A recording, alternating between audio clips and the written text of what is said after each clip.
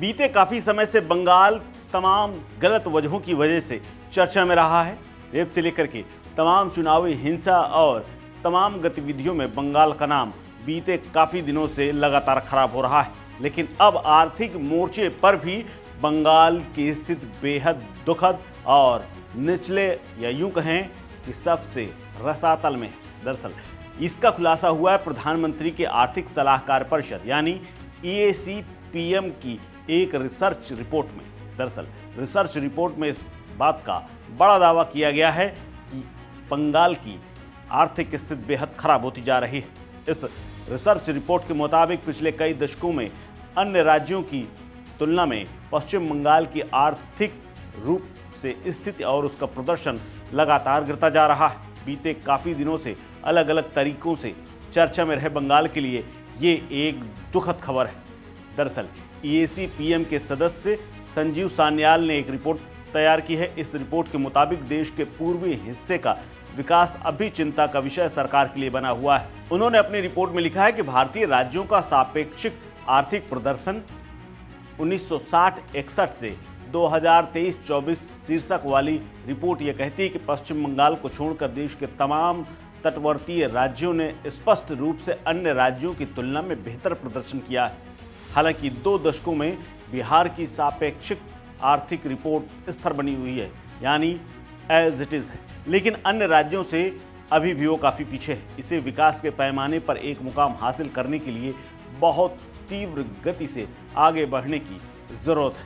इसके उलट परंपरागत तौर पर पिछड़ा राज्य रहे ओडिशा ने हाल ही के सालों में वृद्धि की है और अपने प्रदर्शन को काफ़ी सुधारा है, जिसका जिक्र रिपोर्ट में किया गया है। रिपोर्ट के मुताबिक साल 2060-61 से 10.5% के साथ राष्ट्रीय सकल घरेलू उत्पाद यानी GDP में तीसरा सबसे बड़ा हिस्सा रखने वाला पश्चिम बंगाल की वित्तीय साल 2023-24 में केवल 5.6% हिस्सेदारी रह गई।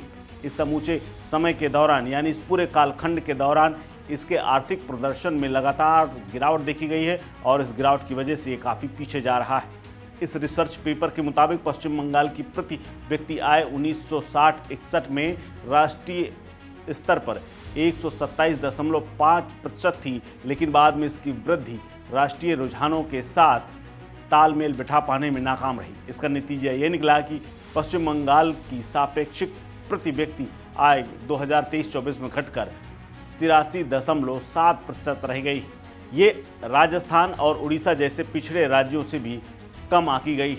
रिपोर्ट ये भी कहती है कि देश के पश्चिम और दक्षिण क्षेत्रों के 1960 और 61 से लेकर के 2023-24 के दौरान अन्य क्षेत्रों के मुकाबले कहीं ज़्यादा बेहतर प्रदर्शन किया। खास तौर पर 1991 में आर्थिक उदारीकरण प्रक्रिया शुरू होने के बाद दक्षिण के राज्यों ने अन्य राज्यों की अपेक्षा ज़्यादा विकास किया। दक्षिण के 5 राज्य कर्नाटक, आंध्र प्रदेश, तेलंगाना, केरल और तमिलनाडु की 2023-24 में जो रिपोर्ट आई है उसमें भारत के सकल घरेलू उत्पाद यानी GDP में सामूहिक रूप से लगभग 30% की हिस्सेदारी रही। इसके अलावा 1991 के बाद सभी दक्षिण भारतीय राज्यों की प्रति व्यक्ति आय भी राष्ट्रीय औसत से ज़्यादा हो गई है, यानी दक्षिण के लोग ज़्यादा कमा रहे हैं। शोध पत्र ये भी कहता है कि उत्तर भारत में भी दिल्ली और हरियाणा जैसे राज्यों का प्रदर्शन काफ़ी अच्छा रहा है। अध्ययन की अगर समय अवधि की बात करें तो दिल्ली की प्रति व्यक्ति आय सबसे ज़्यादा रही है। इसके अलावा प्रधानमंत्री के आर्थिक सलाहकार परिषद की ये रिपोर्ट ये भी कहती है कि महाराष्ट्र, पश्चिम बंगाल और तमिलनाडु 1960 के दशक के बाद भारत के 3 अग्रणी औद्योगिक केंद्र थे, लेकिन बाद में इन तीनों की किस्मत अलग अलग होती गई। महाराष्ट्र ने पूरे समय मोटे तौर पर स्थिर प्रदर्शन दिखाया यानी कि धीमी गति से आगे बढ़ता रहा, जबकि पश्चिम बंगाल की हिस्सेदारी धीरे धीरे घटती रही। वहीं तमिलनाडु ने कुछ समय तक गिरावट के बाद उदारीकरण तक दोहरी रफ्तार से आगे काम किया है। इस रिपोर्ट में ये भी कहा गया है कि सभी जो मौजूद आंकड़े हैं उनकी कीमतों पर ये सारे आंकड़े आधारित हैं। इन आंकड़ों का विश्लेषण 1960-61 से 2023-24 की अवधि के बीच में किया गया है, यानी ये पूरा सर्वे इसी दौरान किया गया है और इसी आधार पर ये रिपोर्ट तैयार की गई। हालांकि ये तो पश्चिम बंगाल के लिए बुरी खबर है, लेकिन इसके अलावा और भी खुलासे हुए हैं अन्य राज्यों के बारे में भी, जिसकी आने वाले समय में धीरे धीरे करके रिपोर्ट सामने आएगी। इस खबर में फिलहाल इतना ही। अपडेट्स के लिए बने रहिए वन इंडिया हिंदी के साथ। नमस्कार।